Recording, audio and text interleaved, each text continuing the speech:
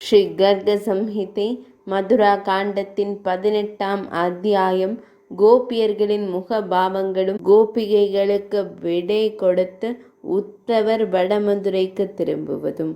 பர்ஹிஷ்மதியின் கோபியர்கள் வராக வடிவில் இருந்த மகாத்மா ஹரியால் கருணையுடன் காப்பாற்றப்பட்ட அதே பூமியை அழிவு கடலில் கொல்ல ஆதிராஜ பிருதுவின் வடிவத்தில் அவரை தேடி வருகிறார் என்றனர். அவன் ஓடினான். கருணை உள்ளவனாக இருந்த போதிலும் அவன் கொடுமைக்கு ஆளானான். சில சமயங்களில் கடுமையாகவும் சில சமயங்களில் கருணை உள்ளவனாகவும் இருப்பது பகவான் ஸ்ரீஹரியின் இயல்பா?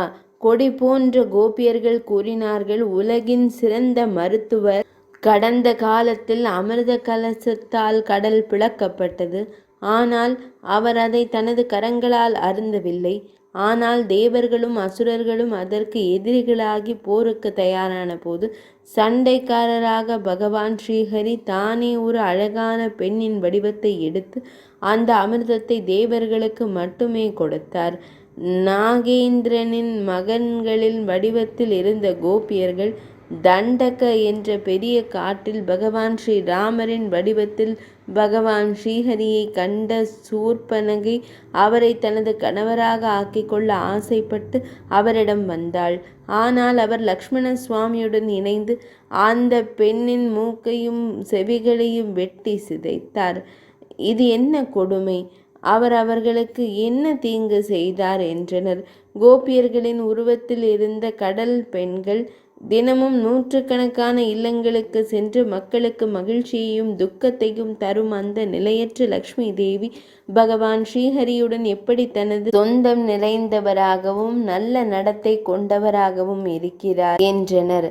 தேவதைகள் வடிவில் இருந்த கோபியர்கள், சகோதரிகளே, ராவணனின் சகோதரி, அவன் மீது கொண்ட அன்பின் காரணமாக அவள் தன் மூக்கையும் செவிகளையும் இழக்க நேரிட்டது.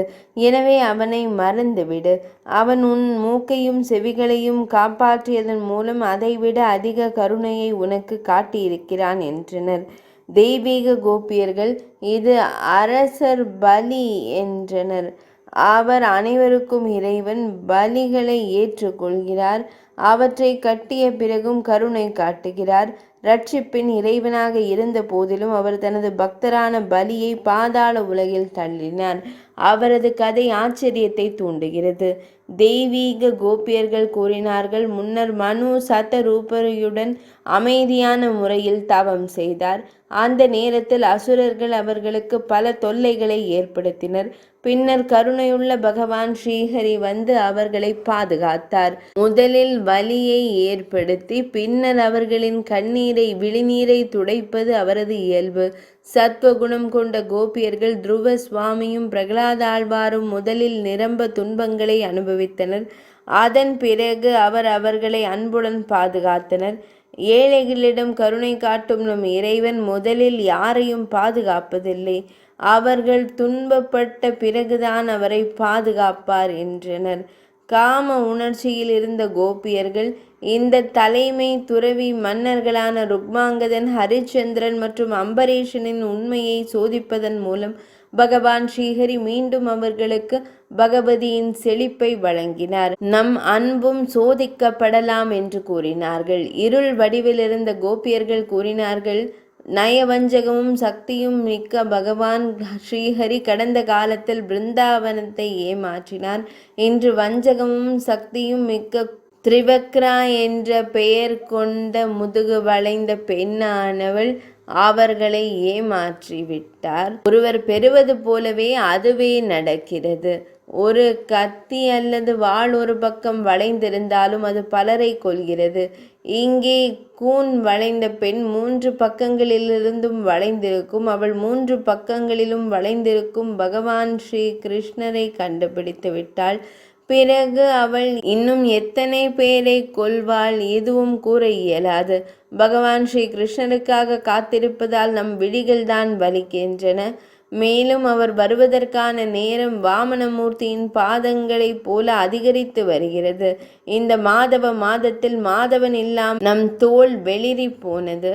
நம் அசைவுகள் மந்தமாகிவிட்டன, நம் பாதங்கள் சோர்வடைந்து விட்டன, நம் மனம் மிகவும் அமைதியற்றதாகிவிட்டது. ஐயகோ கடவுளே, பகவானே!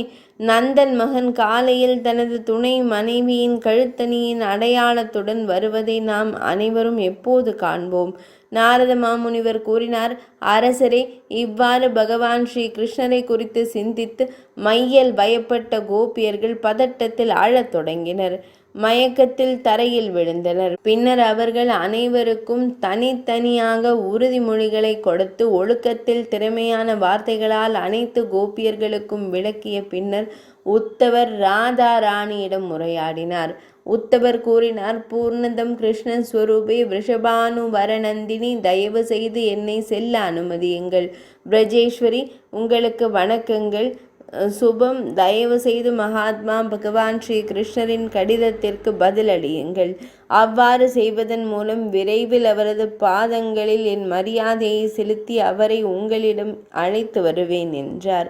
நாரத மாமுனிவர் கூறுகிறார், அரசரே என்கிறார். தேவி ராதையானவள் உடனடியாக தனது எழுதுகோலையும் பாத்திரத்தையும் எடுத்து செய்தியை குறித்து சிந்திக்கத் தொடங்கினார்.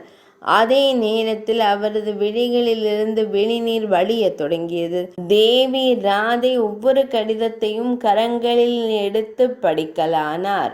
அவள் அதை எழுதுகோலுடன் இணைத்தாள். அது அவளுடைய தாமரை விழிகளிலிருந்து வழிந்த விழிநீரால் நனைந்து பகவான் ஸ்ரீ கிருஷ்ணரை காண வேண்டும் என்ற ஏக்கத்தில் விழிநீர் சிந்தும் தாமரை திருக்கண்களை விழிகளை உடைய தேவி ராதையை கண்டு வியந்த உத்தவர் கூறுகிறார், தேவி ராதே, தாங்கள் எவ்வாறு எழுதுவீர்கள் என்றார். அவள் தன் துயரத்தை எப்படி வெளிப்படுத்துகிறாள்? நான் எழுதாமலேயே இந்த முழு கதையையும் நான் அவருக்கு கூறுவேன். நாரத மாமுனிவர் கூறினார், அரசே, உத்தவரின் வார்த்தைகள். இதை கேட்ட தேவி ராதை எந்த தடையும் இல்லாமல் அனைத்து கோபியர்களுடன் உத்தவரை வணங்கினாள்.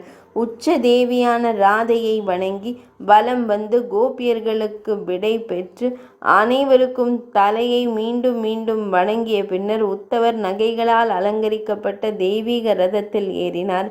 தனது புத்திசாலித்தனம் மற்றும் அறிவின் மீதான அவரது பெருமை மறைந்துவிட்டது.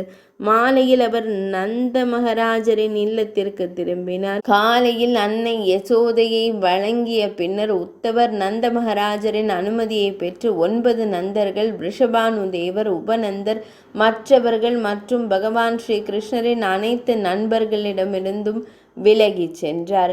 அவர்களை தனித்தனியாக சந்தித்து அவர்களிடம் விடை பெற்று அவர் தனது தேரில் ஏறி புறப்பட்டார். அனைத்து மாடுபிடி வீரர்களும் அனைத்து கோபியர்களும் அவரை தொடர்ந்து ஒரு தொலைதூர இடத்திற்கு அழைத்து சென்றனர். உத்தவர் அனைவரையும் அன்புடன் திருப்பிவிட்டு வடமதுரைக்கு சென்றார். பகவான் ஸ்ரீ கிருஷ்ணர் யமுனையின் அழகிய கரையில் உள்ள அக்ஷயவட மரத்தின் ஆலமரத்தின் கீழ் ஒரு ஒதுக்குப்புறமான இடத்தில் அமர்ந்திருந்தார். அங்கு அவருக்கு மரியாதை செலுத்தி அவரை வலம் வந்த பின்னர் ஞானிகளில் சிறந்தவரான உத்தவர் அன்பு நிறைந்த குரலில் தாமரை விழிகளிலிருந்து விழிநீர் வழிய கூறினார். உத்தவர் கூறினார், ஐயகோ, இதற்கெல்லாம் தாமே சாட்சி. எனக்கு என்ன சொல்ல வேண்டும்? தேவி ராதைக்கும் கோபியர்களுக்கும் நல்லது செய்யுங்கள். தயவு செய்து அவர்களுக்கு தரிசனம் கொடுங்கள். நான் அவர்களிடம் தேவர்களின் இறைவனான பகவான் ஸ்ரீ கிருஷ்ணரை உங்களிடம் கொண்டு வருவேன் என்று கூறியுள்ளேன். கருணை உள்ளவரே, என்னுடைய இந்த வாக்குறுதியை காப்பாற்றுங்கள். தயவு செய்து அதை பாதுகாக்கவும். பக்தர்களின் தலைவரே, பிரகலாதன் மற்றும் ருக்மிணி, பலி சக்கரவர்த்தி மற்றும் கட்வாங்கன், அம்பரீஷ மன்னன் மற்றும் துருவ சுவாமி ஆகியோரின் வாக்குறுதியை நீங்கள் காப்பாற்றியது போல தயவு செய்து என்னுடைய வாக்குறுதியையும் காப்பாற்றுங்கள்.